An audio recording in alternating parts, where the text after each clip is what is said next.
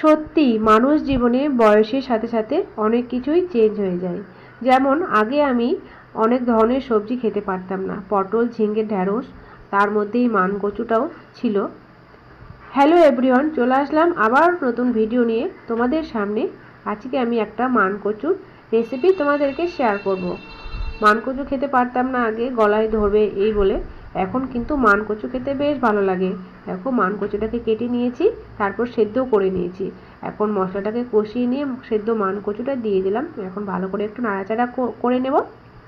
তারপর একটু ঢেকে দিলাম, আর এদিকে দিয়ে দিলাম মাছের মাথা। মাছের মাথা দিলে আরও একটু ভালো লাগে খেতে। আজকে আমি বেশি কিছু রান্না করব না, মানকচুটা দিয়ে আজকে আমি ভাতটা খাবো। তো দেখো মানকচু রান্না আমার হয়ে গেল এইদিকে। আর এইদিকে করেছি মাছের ডিমের বড়া। তো চলো বন্ধুরা, এখন খাওয়া যাক। আজকে এই ভিডিওটা তোমাদেরকে কেমন লাগলো জানাবে। সবাই ভালো থেকো, সুস্থ থেকো, সবাইকে টাটা।